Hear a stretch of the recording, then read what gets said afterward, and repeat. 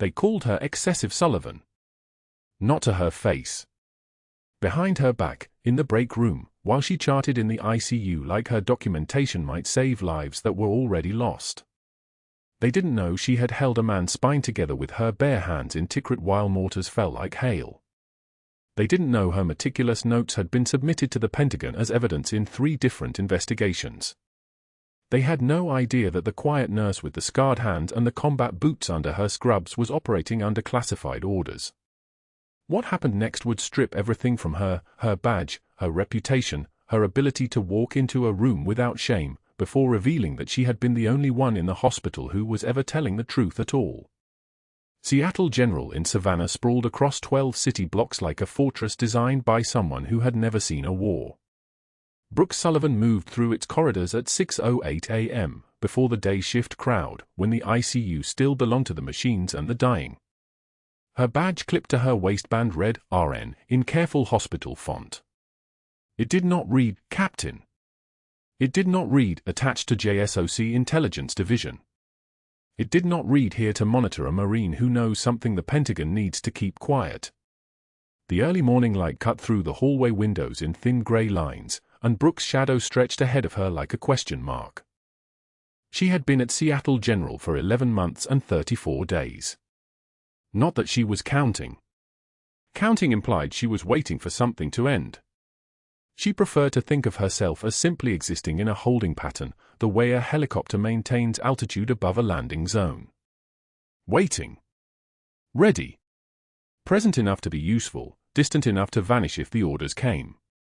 The ICU Bay 7 held Captain Marcus Reeves, sedated and taped and tubed in the careful arrangement of critical care. Chest wound from an operation that no one in Savannah would ever hear about. Classified. The word hung over his chart like a cage. Brooke checked his oxygen saturation first, 94% on 8 liters through a high-flow nasal cannula.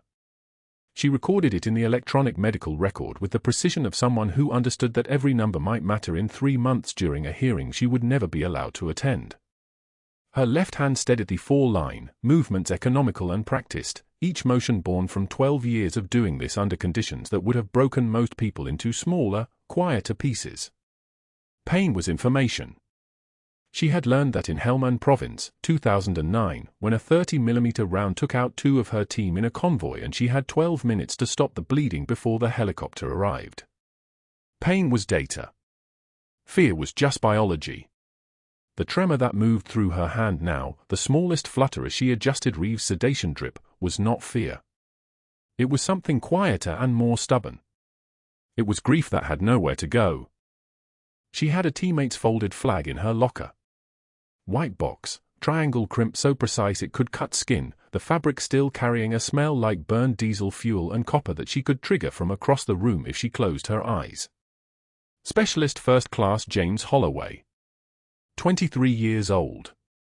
The best combat medic she had ever served with, which meant he was better than most surgeons, and which also meant he was dead because a checkpoint in Tikrit had been compromised by someone in an air-conditioned office who was never court-martialed. The hospital corridor smelled like antiseptic and the faint ghost of yesterday's coffee. Fluorescent lights buzzed overhead with the mechanical persistence of insects trapped in plastic. Brooke finished her rounds on the day shift side by 7:15 a.m. and moved toward the charting station, a slim desk tucked into the corner where a nurse could watch 3 different monitor banks and the elevators simultaneously. The habit of good sightlines was old. It was how you stayed alive. She documented the morning vital signs in blocks of precise handwriting, each entry time-stamped, each abnormality flagged for follow-up. A nurse next to her glanced over and scrolled through her own patient charts, abbreviated, shorthand, the kind of notes that would satisfy an auditor and horrify a malpractice lawyer. Nobody was going to call her out for being too thorough. That would require someone in administration to care about things like documentation standards and patient safety. Those things were expensive. Those things required accountability. Dr. Richard Mercer arrived for rounds at 7:42 a.m. with his leather portfolio and his custom cufflinks and his presence that moved through the ICU like something displacing air.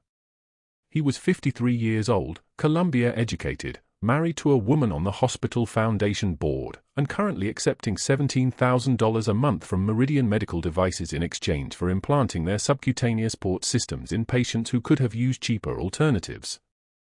This fact was known to exactly one person in the hospital, and that person was a federal investigator who was moving very slowly because Mercer was careful.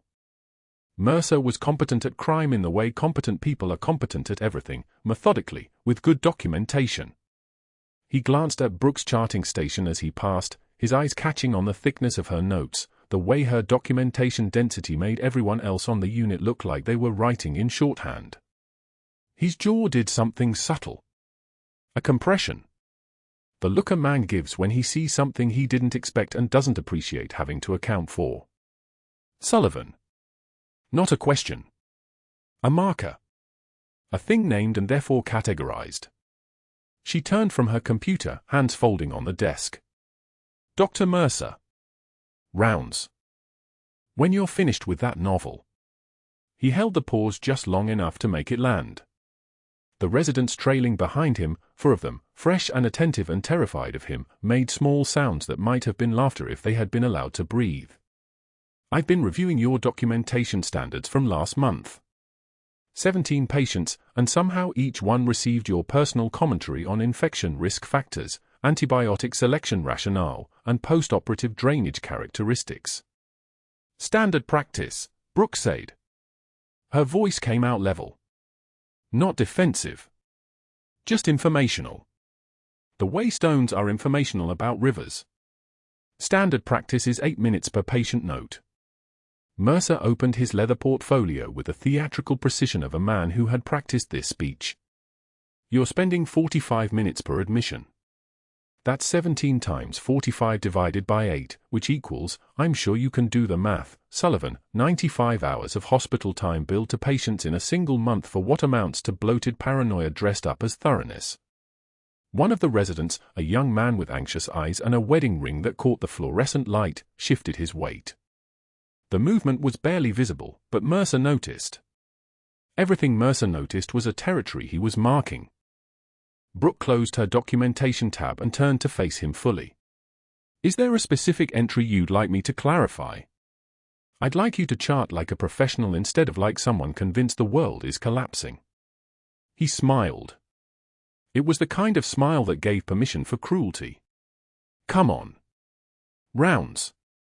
She followed him into the ICU bay, through the morning vital checks, through the careful recitation of lab values and imaging results. Other nurses worked around them in the practiced silence of people who had learned long ago that staying invisible was a survival strategy.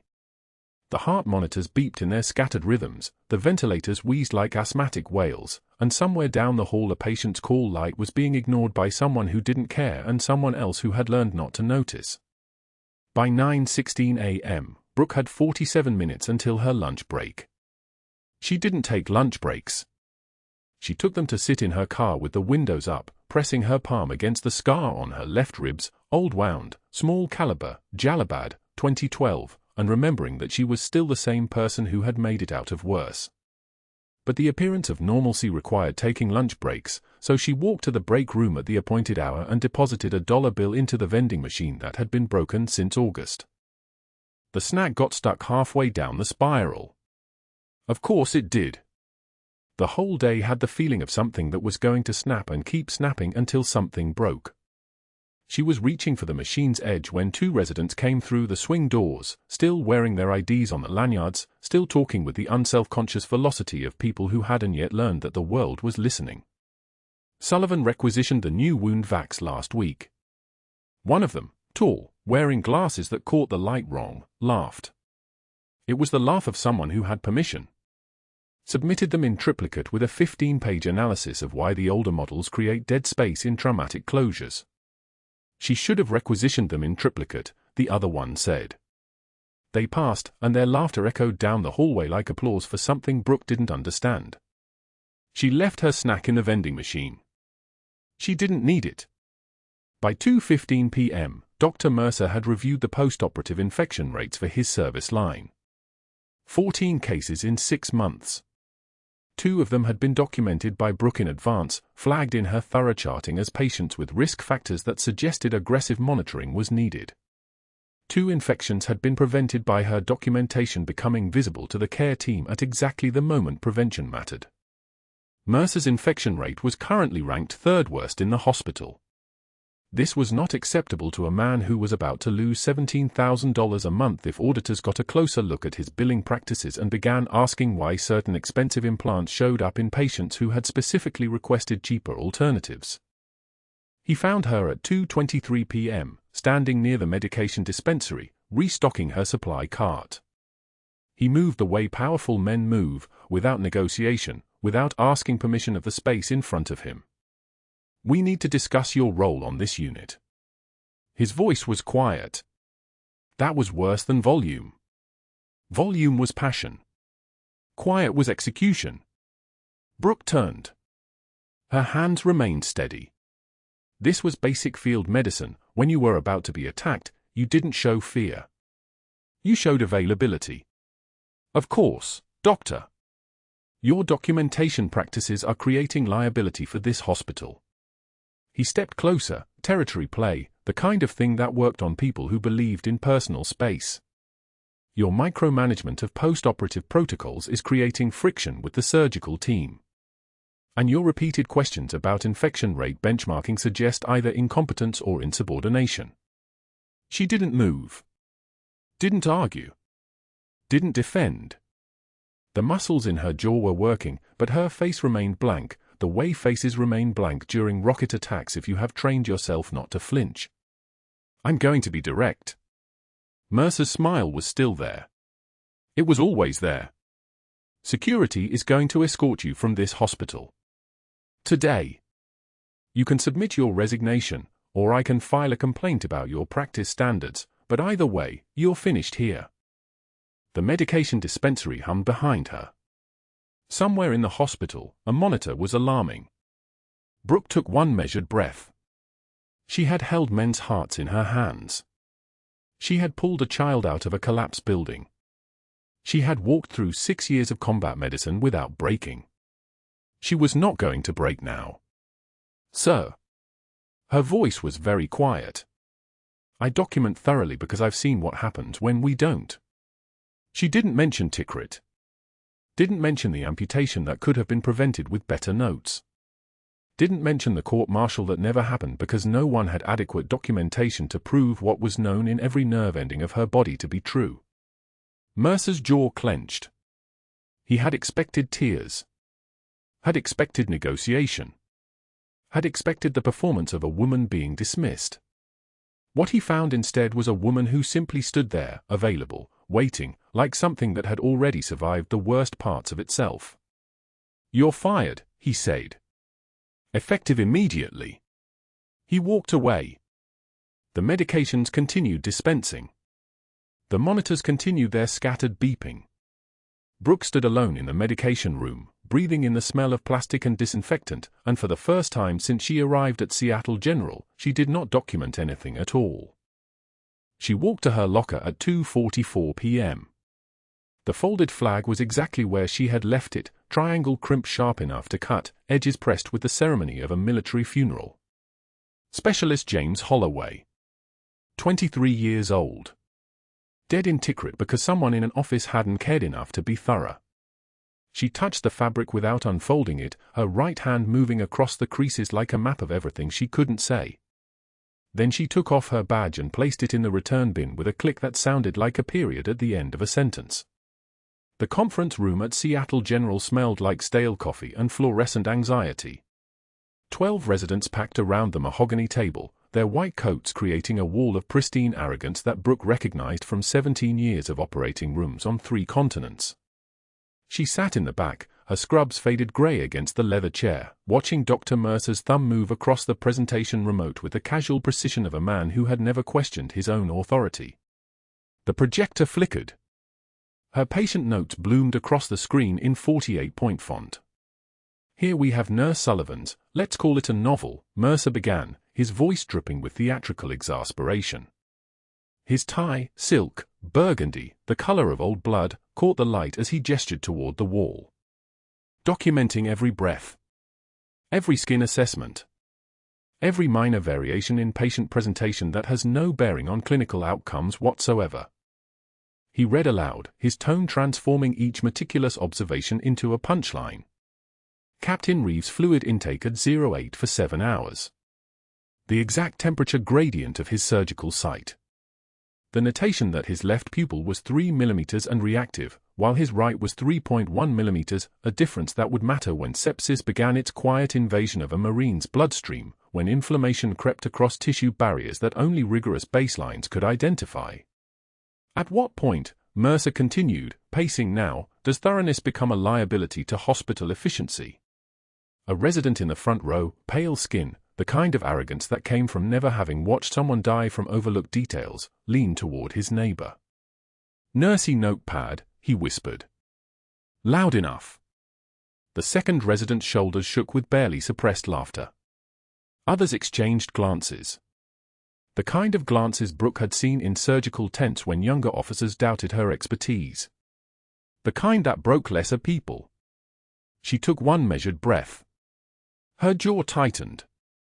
Her right hand, resting on her lap, went still as stone. She did not flinch. She did not speak. She had learned in Tikrit that silence was a weapon far more lethal than words, that the trembling wasn't fear, it was restraint. Dr. Mercer smiled. He shouldn't have. Later that afternoon, Brooke stood in front of the vending machine on the second floor. Her granola bar, honey and almonds, the only thing she'd eaten since 05:30 this morning, had wedged itself at an angle behind the coil, suspended in that purgatory between purchase and delivery. She was shaking the machine gently, feeling the give of the mechanism, when two doctors rounded the corner from the cafeteria. One was a surgical resident named Holloway. The other was Dr. Chen, a cardiologist who'd never spoken to her directly but had laughed at every joke Mercer made in the physician's lounge. "Should have requisitioned it in triplicate, Sullivan," Holloway called out, his voice bouncing off the tile like a rubber ball. "Maybe file an incident report."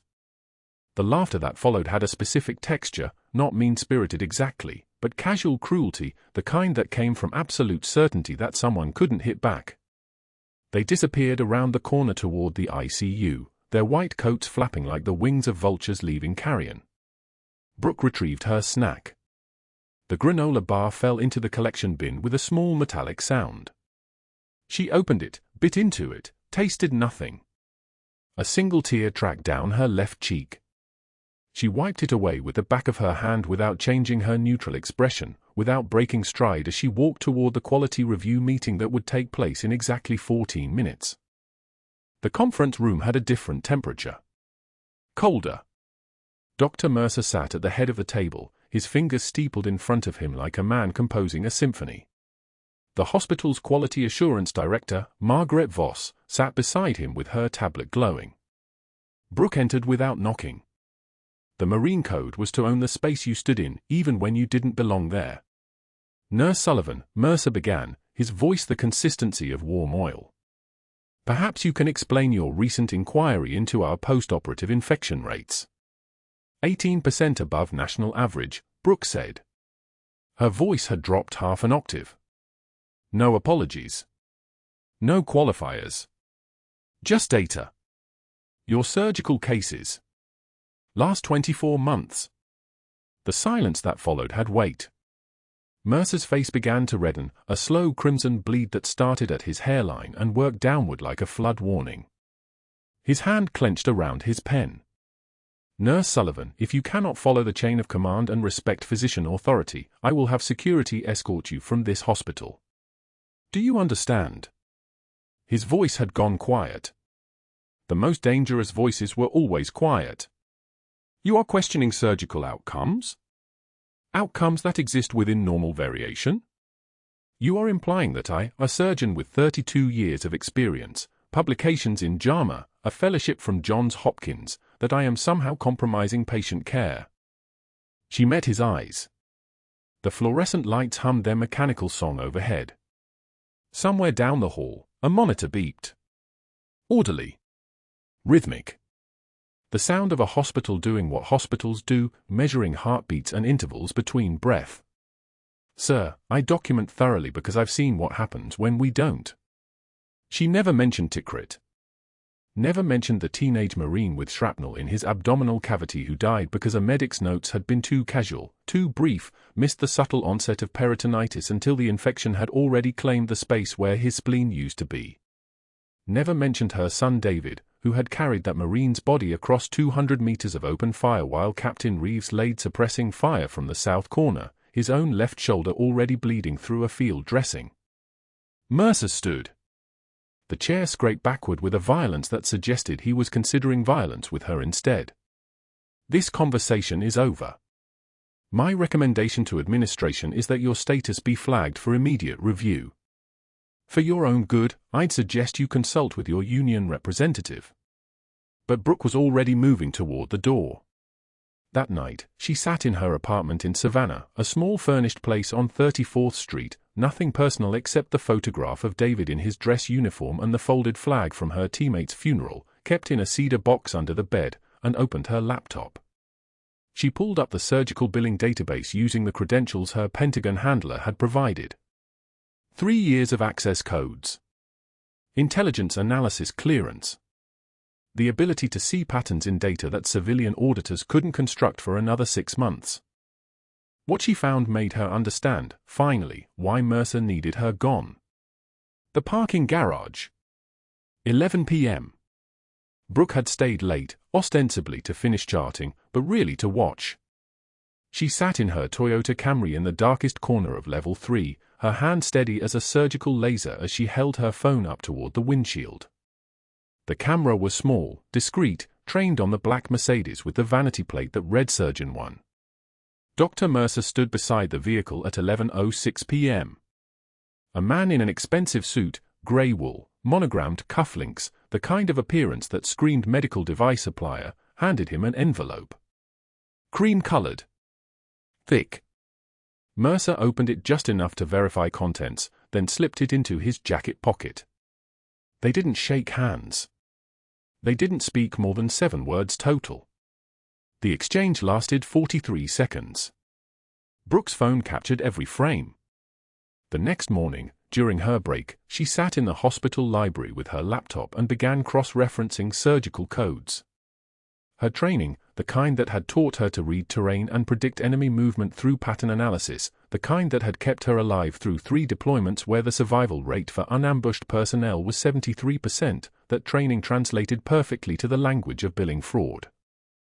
Dr. Mercer's patients received standard titanium hardware, cost per unit $1,200, billable amount $2,800. His reports to insurance claimed premium biointegrative compounds, cost per unit $4,900, billable amount $8,200.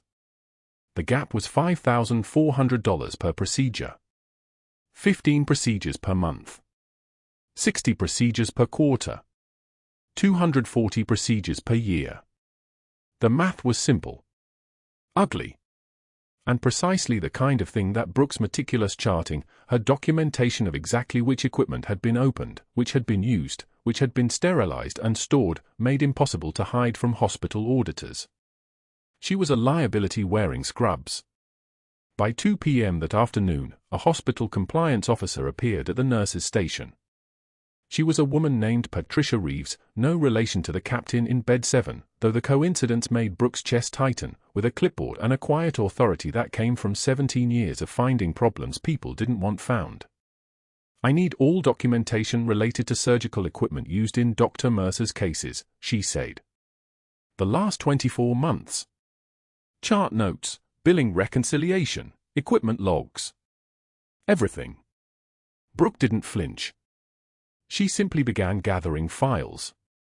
But in the physician's lounge, Dr. Mercer had begun making phone calls. The first was to Herbert Strand, the hospital board chairman who held stock in Mercer's private surgical practice, stock worth approximately $2.3 million at current valuation. The second was to Dr. James Whitmore at the State Medical Board, a man who had referred 17 lucrative consulting contracts to Mercer's firm over the past decade. The third was to Seattle University School of Nursing, asking specific, leading questions about Brooke's psychological stability and the attention to detail during high-stress situations. By evening, the patient assignments changed. Brooke noticed immediately. The 17 charts she was supposed to manage that morning had been redistributed to 4 other nurses. She was left with equipment inventory and supply management, tasks that kept her away from bedside documentation, away from the kind of granular detail that created audit trails. She was being isolated. Systematically. With the precision of a surgeon removing malignant tissue. The room went so quiet you could hear the fluorescent lights hum. The hospital president's office smelled like leather furniture and the kind of expensive cologne that costs more than Brooke's monthly rent. She sat across from him with her spine straight, hands folded in her lap, the picture of civilian deference. HR sat beside him with a folder that looked thicker than it had any right to be. His name was Richard Bancroft. He'd never spoken to her before today. "We're placing you on administrative review," Bancroft said, not looking up from the papers. "Pending investigation into concerns about your scope of practice." Brooke didn't blink. "What concerns, sir?" "Unauthorized access to billing systems. Potential HIPAA violations." Bancroft slid a stack of emails across the mahogany desk. Each one had her name on it. Each one was a lie wrapped in the language of compliance. "You were accessing patient financial records without authorization. That's a serious matter, Ms. Sullivan." The emails weren't hers. The timestamps didn't match her shifts. The IP addresses, she could tell just by looking, weren't from the ICU terminals she used.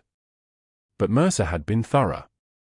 He'd constructed a paper trail with surgical precision, turning her fraud discovery into an accusation against her. The man was predictable in his competence. Attack the accuser before the accusation lands.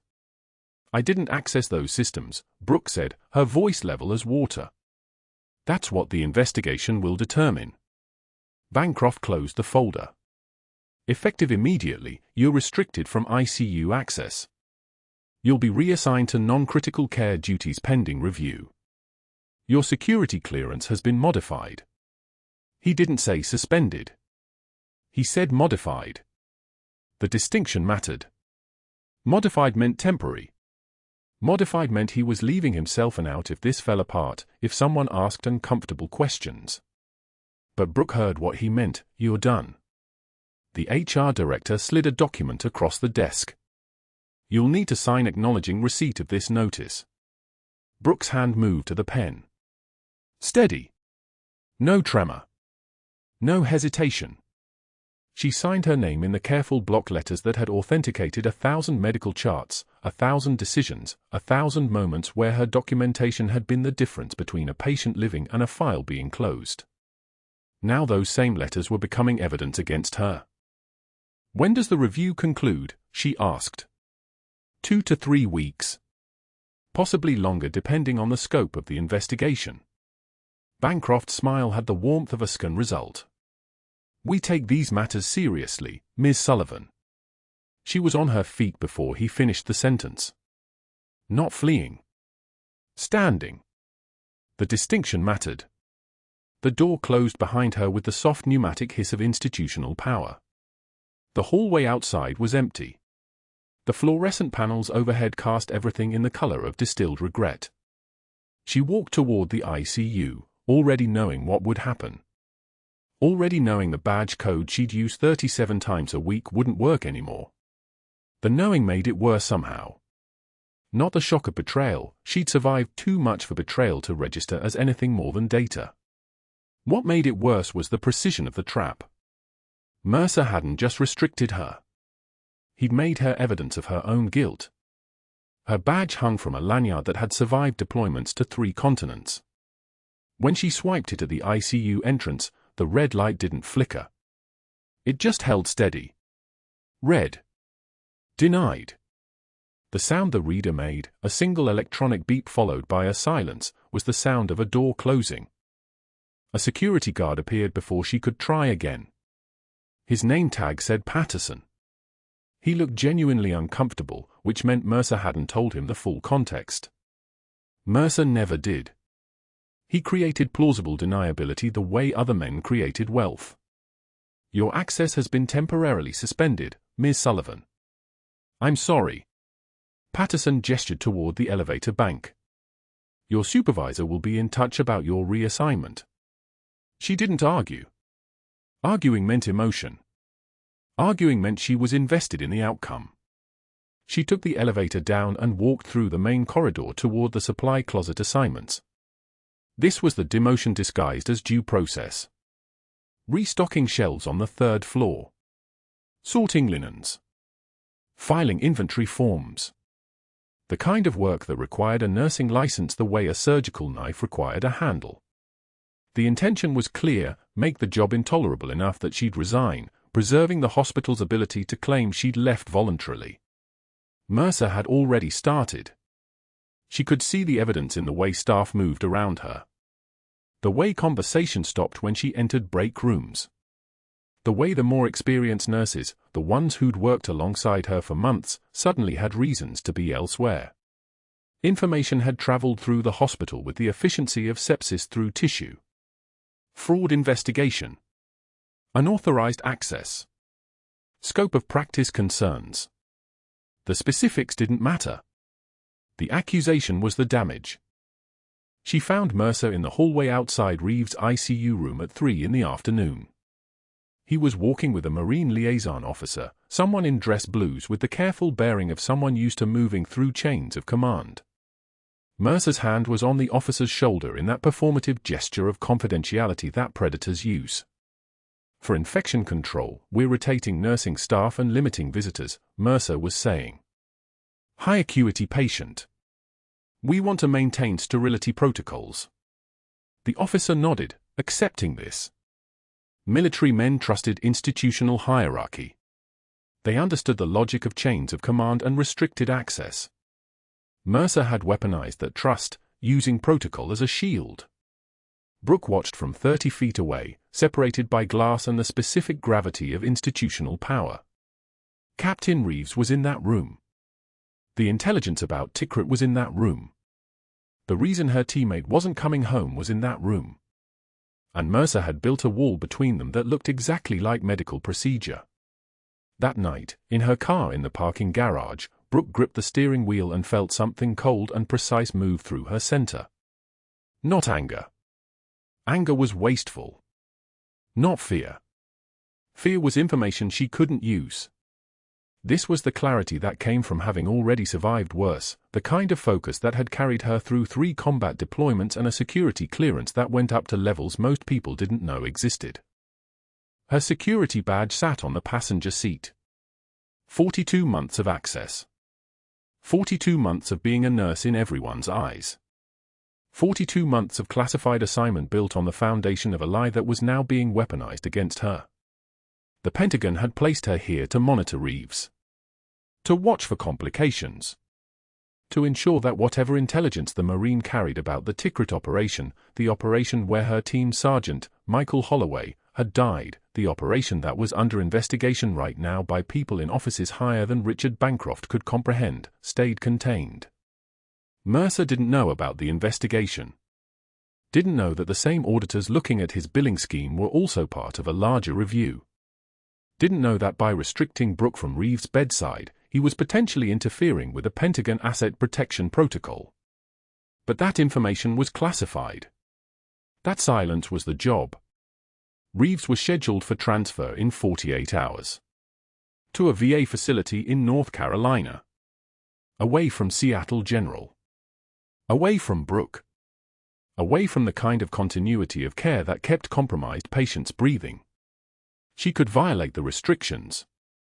Override the badge access using the emergency protocols she'd been trained on.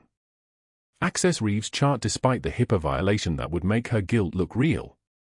Get close enough to assess his actual condition beneath whatever narrative Mercer was constructing. But that would confirm everything Mercer had accused her of.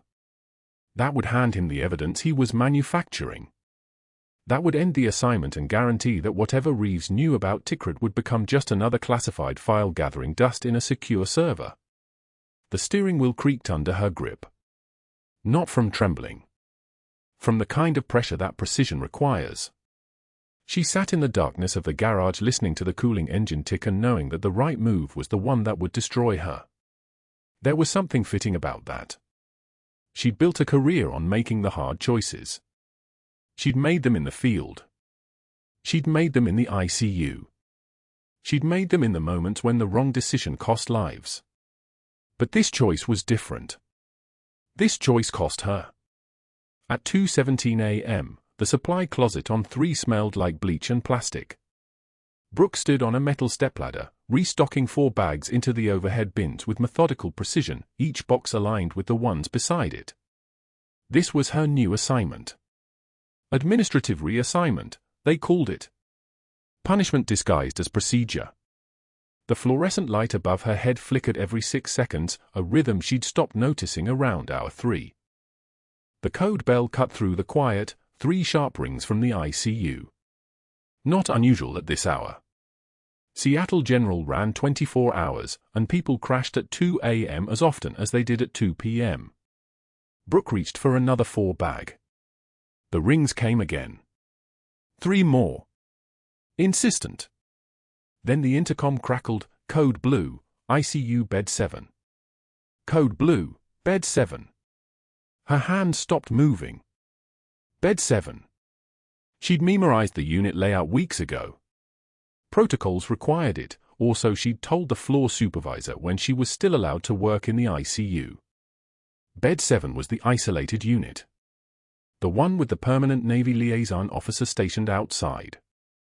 The one that held Captain Marcus Reeves, the man who carried her son David to the medevac under fire in Tikrit, who'd taken a shrapnel hit meant for a medic, who'd bled into the dust for 18 minutes waiting for extraction. Bed 7. Brooke descended the stepladder in 3 seconds. She didn't run. Running would trigger the nursing station alerts, badge verification, the security protocols Mercer had installed specifically to keep her away from the critical care units. She walked instead, measured, purposeful, the way someone walks when they belong everywhere and apologize nowhere. The stairwell door opened to her keycard because they hadn't revoked it yet, hadn't processed her officially. Bureaucracy moved slower than crisis. The stairs. Her boots, tactical, not regulation, struck the concrete steps with precision. 1, 2, 3, 4. She'd climbed stairs like this in a bombed-out clinic in Fallujah. Then there was reason to hurry. Now there was none that anyone could prove. The ICU doors opened at her approach. Motion sensors. She slipped through before the resident behind the desk could register that someone in supply closet scrubs shouldn't have access. Bed 7. A first-year resident, young, terrified, frozen, stood beside the stretcher with a suction catheter hanging useless from his gloved hand. Captain Reeves' chest was open to the air. Not metaphorically. The surgical repair had dehisced catastrophically, the incision splitting like wet paper, his chest wall separating, blood spilling down the side of his body and pooling on the mattress. His heart was visible beneath the ribs, beating erratically against a wall of collapsing tissue. The monitor screamed in a language of numbers, oxygen saturation 62 and dropping, heart rate 156, blood pressure falling through the basement in real time. "Get out," Brooke said to the frozen resident. He didn't move. She crossed the room in 4 steps. Her left hand gripped his shoulder, not gently, and she turned him toward the door. Now. This time something in her voice made him walk. Brooke's hands moved on their own. The crash cart was 3 feet away.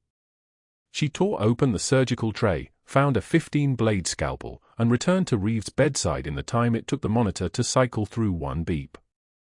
The world contracted to the size of a chest cavity and the sound of her own breathing, controlled, metronomic, the breathing of someone who'd done this when the light came from muzzle flashes and the floor was sand. She made the cut. 4th intercostal space, mid-clavicular line, then the sweep upward toward the sternum. The motion was muscle memory translated from a prayer in Tikrit, hands that had learned surgery from a trauma surgeon in a combat support hospital where the waiting room was a convoy truck and anesthesia was determination. Blood poured.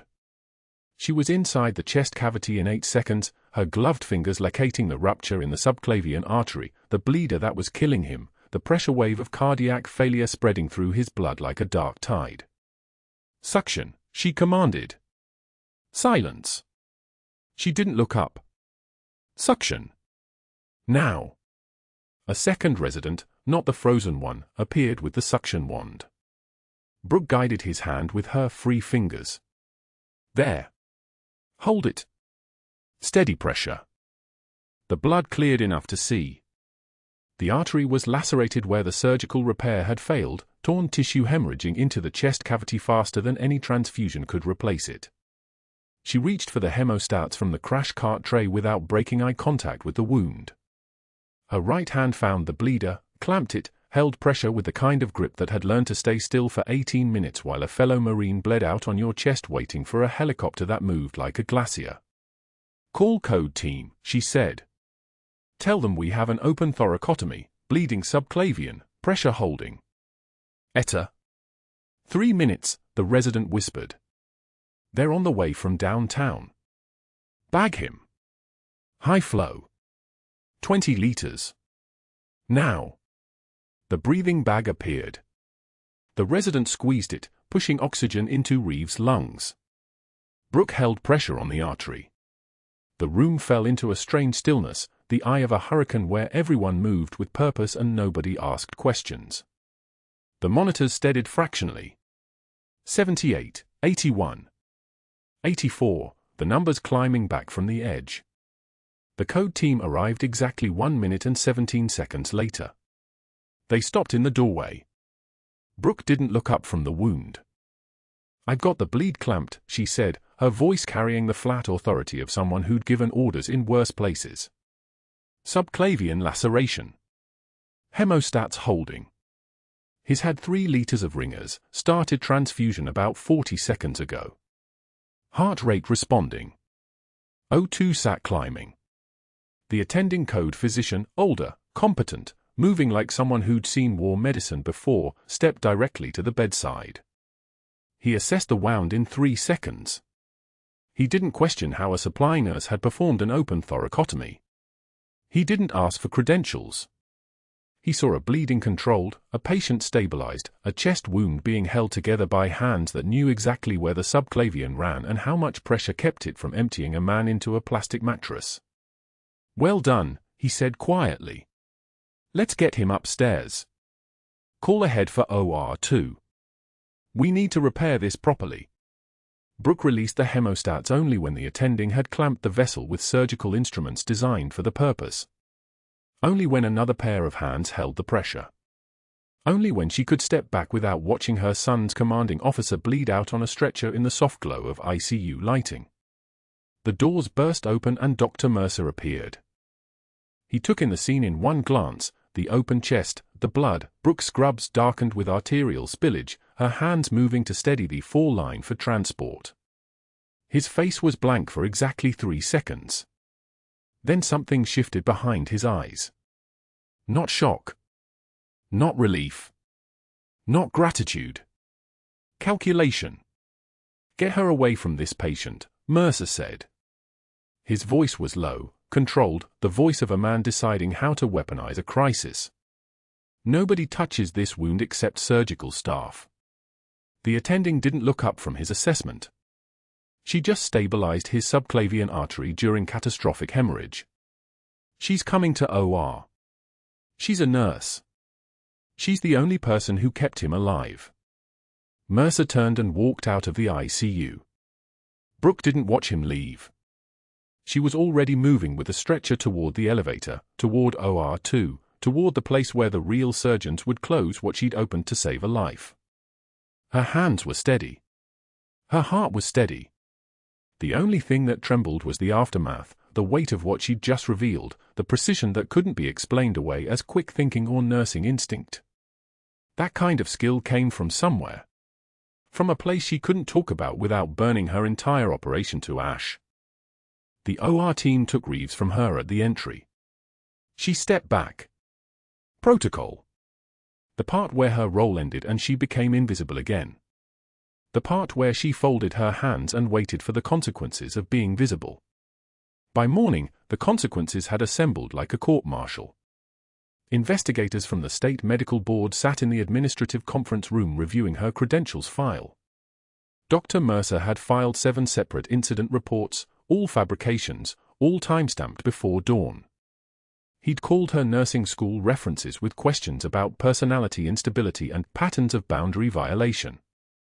He'd contacted the hospital president, 2 board members, and the state licensing authority with allegations of practicing medicine without a license, emergency scope violation, and patient endangerment through an authorized surgical intervention. He'd personally walked to the IT department and waited while they queued the surgical suite footage from bed 7 for deletion, his hand on the technician's shoulder, his voice soft as a threat. By 10 a.m., Brooke was called to a disciplinary meeting. By noon, she was being read a list of violations that sounded clinical and devastating in their precision. By 2 p.m., she stood in the staff locker room, alone, with a cardboard box on the bench beside her and her Service Alpha uniform hanging on the rack above, the dress uniform she hadn't worn since her teammate's funeral, the one with the Navy Cross ribbon and the combat stripes and the insignia that meant something to people who understood what it meant to carry someone out of fire. She folded her scrubs carefully. The blue ones first. Then the white. Then the long-sleeved underscrubs that had absorbed blood and sweat and the kind of rain that came at 3 in the morning when you couldn't sleep because you kept seeing a man's chest cavity and your hands inside it keeping him alive. She folded them all with the precision she'd once used to fold a flag, the flag of her teammate, the one whose footlocker she kept in her apartment, the one whose family she visited once a year and couldn't quite look in the eye because she'd survived and he hadn't, and there was no mathematics that made that fair. The cardboard box contained 3 years of Seattle General. A photo with the night shift nurses. A thank you card from a patient whose daughter she'd sat with while the patient died. A note from Dr. E thanking her for catching a medication error that could have killed someone. Evidence of a life lived in a place that had already decided she didn't belong. She set the folded scrubs in her locker. Her badge lay on top, the thing that had let her walk through every door in this hospital, the thing that had given her access to Captain Reeves, the thing that had let her save his life before they took it away. Brooke picked up the badge. The plastic was warm from her skin. Her photograph was 2 years old, harder then, less worn at the edges. She read her own name like it belonged to a stranger. She placed it on the bench beside her cardboard box. The security guard waited by the locker room door. 10 minutes. That's how long she had to leave Seattle General with what she could carry. She turned the combination lock one final time, listening to the tumblers fall into place with a sound like finality, like doors closing on everything she'd built here, like the machinery of an institution grinding on regardless of whether a man lived or died because of hands that moved without hesitation in a crisis. She picked up the box. Her badge glinted on the bench. She didn't look back. The rain had started somewhere between dawn and noon. Not the soft Pacific drizzle that Savannah was supposed to have. Real rain. The kind that hammered the parking lot like applause nobody wanted. It soaked through her scrubs before she reached her car. It didn't matter. Nothing mattered except the fact that she'd saved a life and been destroyed for it, and nobody would ever know why she could do what she'd done, and by tomorrow the hospital would have deleted the footage and filed the termination and moved on like Brooke Sullivan had never existed at all. She sat in her car with the box on the passenger seat and her wet hands on the steering wheel. 3 years. Gone. Her classified assignment, burned. Her cover, fractured. Her son, still in Tikrit, still in danger, still unaware that his commanding officer's life had hung on the steady hands of his mother wearing a nurse's uniform, and the kind of restraint that came from knowing that the real war was the one where nobody was allowed to know you'd been a soldier at all. The rain drummed on the roof like distant artillery. She started the engine and drove toward whatever came next. But she didn't know yet, not in that moment, not as the windshield wipers beat their rhythm against the downpour, that Captain Marcus Reeves was waking up in a recovery bed, that his lips were forming a single word, that the Marine liaison officer was going rigid as understanding spread through the room like electricity through water. She didn't know that her uniform was being retrieved from her locker, that her real name was about to be spoken aloud in a boardroom, that a 2-star general was preparing to walk through hospital doors with nothing but the weight of her service record and the question of whether 17 years of silence and sacrifice were finally about to end.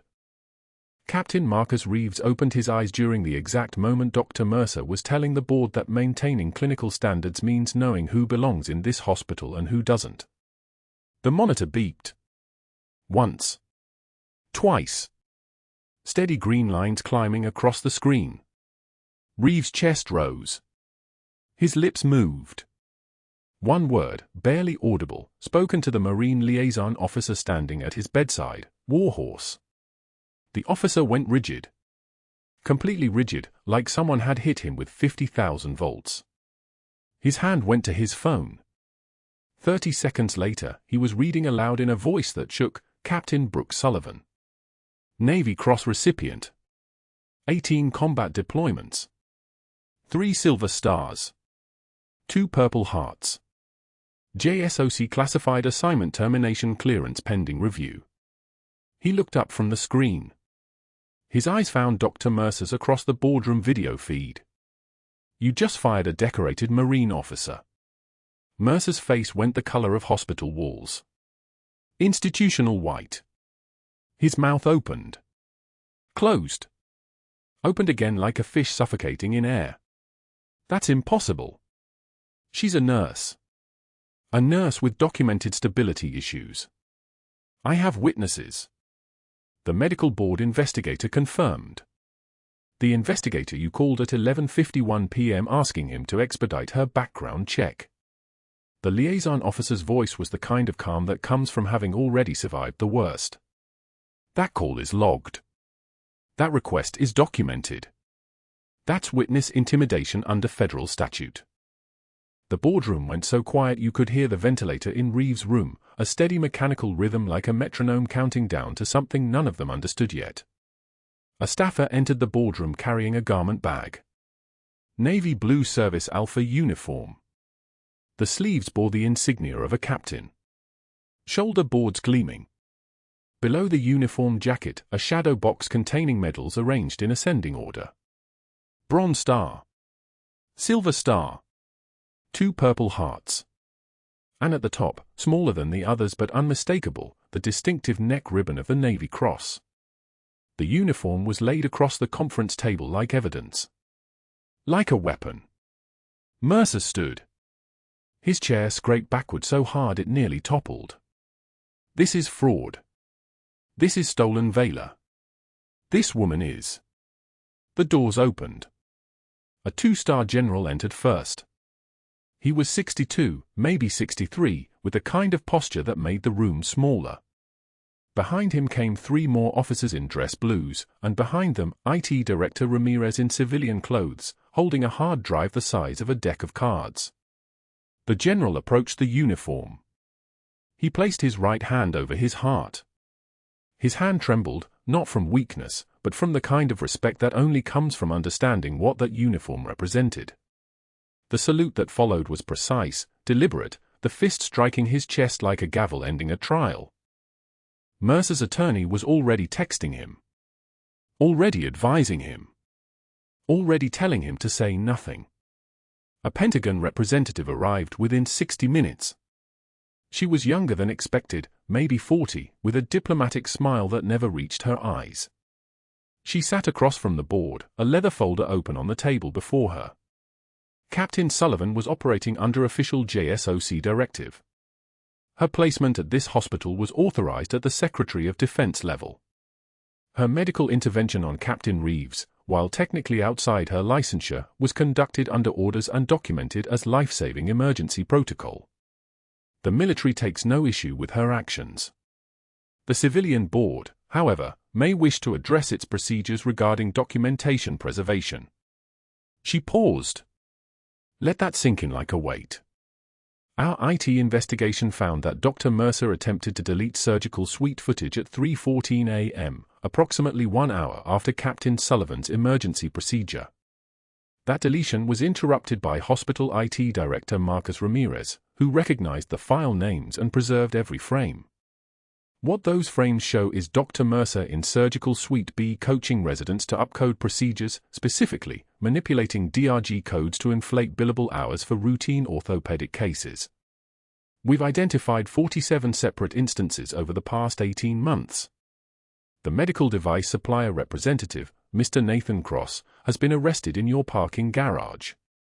His vehicle contained documented kickback agreements totaling $847,000 in payments to Dr. Mercer's private account. She closed the folder. The FBI is downstairs with a federal warrant. Mercer's face wasn't white anymore. It was gray. The kind of gray that comes before collapse. What happened next didn't just silence the room. It cascaded. His attorney advised immediate plea negotiation. The board members who'd taken his call started calling their own attorneys. The state medical board investigator who'd claimed no special relationship suddenly had a recorded conversation with Mercer asking him to delay the Sullivan background check, forwarded to the state attorney general as witness intimidation. The hospital president scheduled an emergency vote to revoke his surgical privileges. The nursing school administrator he'd contacted about stability issues turned his voicemails over to law enforcement as documented harassment. Each thread of his competent network, the infrastructure of his power, became a strand of the noose tightening around his neck. His surgical practice filed bankruptcy within 48 hours. Malpractice insurance cancelled. Hospital privileges revoked across 3 states. The board chairman who'd owned stock in his practice faced SEC investigation for insider trading. Mercer watched from his car in the hospital parking garage as federal agents escorted the medical device supplier rep to a waiting vehicle, as his office was sealed with evidence tape, as staff members whispered in hallways they used to think he controlled. Then he saw her. Brooke Sullivan walked through the hospital lobby in Service Alpha uniform, escorted by a 2-star general. Her uniform bore the same medals from the shadow box. The Navy Cross ribbon was visible. Her rank insignia caught the fluorescent lights, 2 full bars on each shoulder, unmistakable. Captain. Staff members stopped moving. Stopped talking. Some of them stood. Not because they were required to, but because something in their bodies recognized authority when it walked past them. Mercer's hand shook on the steering wheel. IT Director Ramirez stood at attention as she passed. Ramirez, the veteran he'd never noticed, the man who'd emptied his office trash and fixed his computer and preserved every frame of footage that proved Mercer's fraud. The man who'd been in the building every day, watching, waiting, documenting. Mercer realized too late that he'd never actually looked at the people beneath his notice. The janitors. The IT staff. The administrative assistants. The nurses. They had networks he never saw. They had loyalty structures older than his career. They had each other. That evening, the state medical board issued an emergency suspension. By the end of the week, the local news ran the story. Dr. Marcus Mercer's surgical practice dissolved. His reputation was ash. By the following month, he accepted a position teaching CPR at a community college in Savannah, minimum wage, fluorescent-lit gymnasium, 12 students who would never know who he used to be. Or maybe they would. Maybe they'd Google the name and find the articles. Maybe they'd wonder why a doctor with his credentials was teaching compressions to high school students trying to earn their certification. The wondering would be worse than the knowing. 6 months later, Brooke stood in Seattle General's Rehabilitation Center wearing her Service Alpha uniform. Captain Marcus Reeves completed his walking circuit, his chest wound healed to a pink scar that would fade in time, the kind of scar that stories get built on. Her son David stood beside her in dress blues, lieutenant insignia on his collar, his hand resting on her shoulder like he was anchoring something precious. The folded flag sat on a table nearby, no longer hidden in her locker, no longer carried like a burden. It sat in a memorial case that David had built, next to a photograph from Tikrit, next to the names of the operation that had cost them everything. The Pentagon investigation had concluded, command failures, not operator failures. Her teammate's name was cleared. The operation was re-evaluated. The burden she'd carried in silence for 18 years finally had a shape that made sense. It was grief. It was honor. It was the weight of loving someone who didn't come home. Reeves approached. His civilian clothes hung loose on him, he'd lost muscle during recovery, but his salute was still crisp, still military, still the language of 2 people who'd served. Captain Sullivan. I owe you my life. Twice now. She returned the salute, then dropped it. Her voice was steady, the voice of someone who'd finally stopped pretending to be smaller than she was. You carried my son out of Tikrit, Captain. We were always even. The Marine General approached with paperwork, a new assignment, a promotion to major, a position training combat medics at a facility in San Diego where her experience would be valued instead of hidden. David grinned. Brooke looked at the folded flag one more time, really looked at it, and something in her chest that had been twisted tight for 18 years finally unclenched. She reached down, picked it up, pressed it between her palms the way she'd done 1,000 times in the dark. Then she set it down in the memorial case, gently, the way you set down something sacred. The weight transferred from her hands to the earth. She straightened. Breathed. Power is not a title, she said quietly, speaking to no one in particular, speaking to everyone. Power is the ability to help. Behind her, staff members stood at attention. In the doorway, IT Director Ramirez saluted. The General saluted. Reeves saluted. 3 Marines in dress uniforms, 1 nurse in scrubs, 1 lieutenant in blues, all of them moving in the same direction, the direction that mattered. If you've ever been underestimated, if you've ever had to hide who you really are, if you've ever kept quiet when speaking would have destroyed everything, hit subscribe. Leave a comment. Tell us, would you have stayed silent for 18 years, or would you have broken? We're asking because the quietest people in the room might just be the ones holding everything together.